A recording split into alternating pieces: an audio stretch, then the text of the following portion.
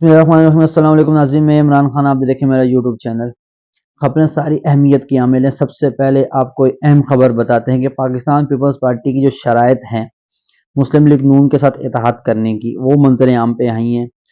जो हमारे ज़राए के मुताबिक हमारे तक पहुंची हैं, वो सबसे पहली शर्त यह है कि सदर आसिफ अली जरदारी साहब सदर के उम्मीदवार बनना चाहते हैं। आसिफ अली जरदारी साहब ने कहा है, अगर नवाज शरीफ को वज़ीर आज़म बनाना है तो हमें सदारत हमारे को दी जाए और सेनेट की पोजीशन भी हमारे को दी जाए और पंजाब में वफाक में वजारतें भी हमारे को दी जाएं। लेकिन दूसरी तरफ दूसरी उनकी ये शर्त है, अगर आप मरीम नवाज को वज़ीर आला पंजाब बनाना चाह रहे हो तो बिलावल को वज़ीर आज़म पाकिस्तान बना दें और सदर नवाज शरीफ बन जाएं।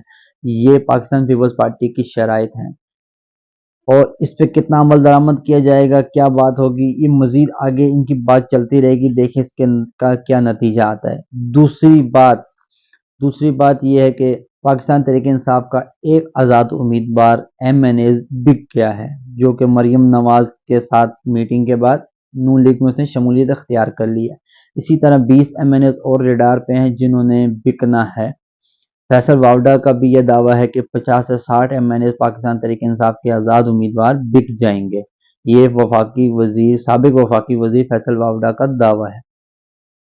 तो अफसोसनाक तो ये है कि अवाम का मैंडेट लेके इमरान खान के नाम पे वोट लेके अवाम ने दिलो जान से वोट दिया और आप जाके फिर नून लीग में शामिल हो रहे हैं, फिर पीपल्स पार्टी में शामिल हो रहे हैं।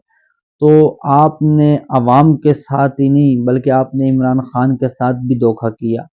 आपने वो अवाम का एतमाद खोया, इमरान खान साहब का एतमाद खोया। और इनको ये भी पता है कि जो पहले बिके उन लोटों का इस इलेक्शन में क्या हाल हुआ।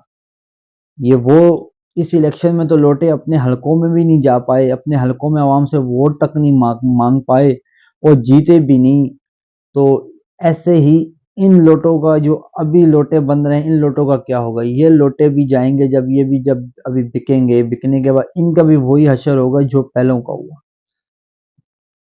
इमरान खान साहब को अल्लाह पाक ने इज्जत दी है, वो जेल में बैठा हुआ आवाम के दिलों पे राज कर रहा है और आप लोग इस तरह बिकोगे तो आप आवाम के दिलों पे राज नहीं करोगे, आवाम के दिलों में आपके लिए नफरत पैदा होगी।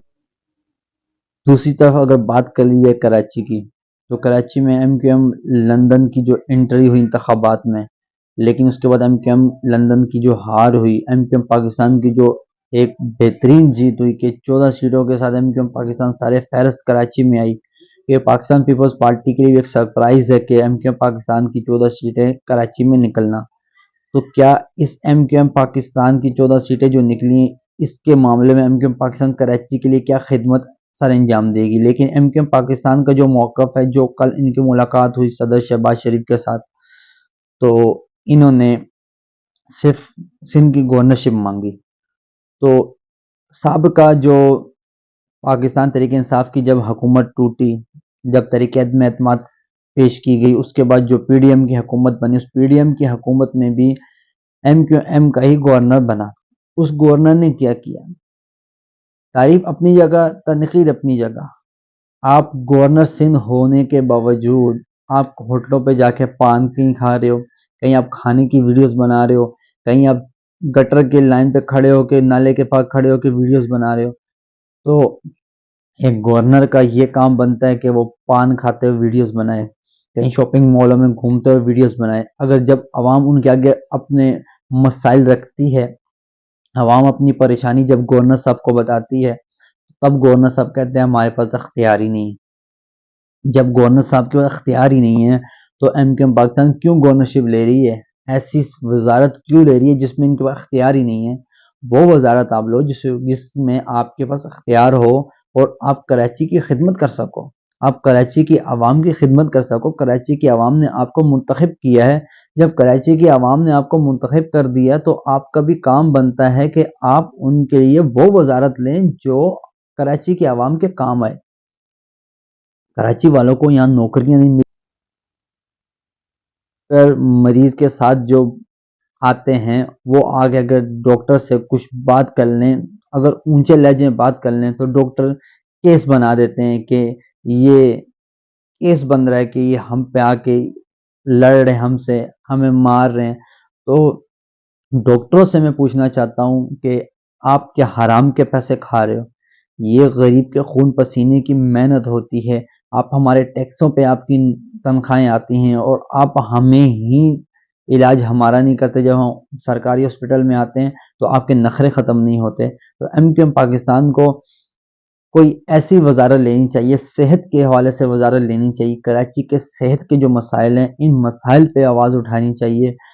میرے نزدیک ایم کیو ایم پاکستان کو صحت کی وزارت لینی چاہیے، وزیر صحت بن جائیں، چاہے صوبائی طرز سے بن جائیں، چاہے وفاق کے طرز سے بن جائیں، کہ ہمارے جو کراچی میں صحت کے مسائل ہیں، جگہ جگہ گندگی کے مسائل ہیں، گندگی سے جو بیماریاں آ رہی ہیں، ان بیماریوں کو کنٹرول کرنا مشکل ہو رہا ہے، اسپتال کم پڑ رہے ہیں، اسپتالوں میں جگہیں کم پڑ رہی ہیں، اسپتالوں میں وینٹیلیٹر تک نہیں ہوتے، اسپتالوں میں آکسیجن کے مسائل ہیں، آکسیجن نہیں دستیاب ہوتی۔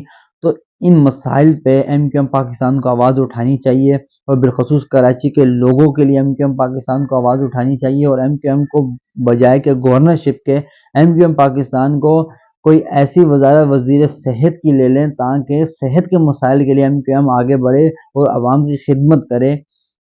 گورنرشپ میں تو ایم کیو ایم پاکستان پہلے لے چکی ہے اور اس میں انہوں نے کوئی خدمت بھی نہیں کری، کیونکہ ظاہر سی بات ہے جب نواز شریف وزیر اعظم بننے جا رہے ہیں اور وہ ایم کیو ایم کو اتحادی بنا رہے ہیں، ایم کیو ایم کو منا رہے ہیں، تو ایم کیو ایم کو اپنی یہ شرط رکھنی چاہیے کہ ہمیں صحت کے حوالے سے وزارت دی جائے تاکہ ہم کراچی کے لوگوں کی خدمت کر سکیں، ہم اسپتال اچھے کر سکیں، اسپتالوں کی بہتری کے لیے کام کر سکیں، مریض جب اسپتال میں آئے تو وہ خوش ہو کے جائے، وہ تنگ ہو کے نہ جائے۔ اسپتالوں میں یہ جو رشوت چل رہی ہے، یہ جو سفارشیں چل رہی ہیں، یہ سارا کرپشن کا نظام ختم کریں، اس کرپشن کے نظام کے خلاف جا کے ایوانوں میں بولیں، یہ کام کریں ایم کیو ایم پاکستان، تو M Q M Pakistan Karachi والوں کی دھڑکن بنے گی، M Q M Pakistan Karachi کے دلوں میں راج کرے گی۔ لیکن اگر ایم کیو ایم پاکستان اس طریقے سے کام کرے گی، تو اگر ایم کیو ایم پاکستان نے وزارتیں ملنے کے بعد کچھ کیا نہ، صرف جا کے ایوانوں میں بیٹھے رہے، تو کراچی کے لوگوں کے لیے تو ایم کیو ایم کسی کام کی نہیں ہے، ایم کیو ایم پھر بیکار ہے۔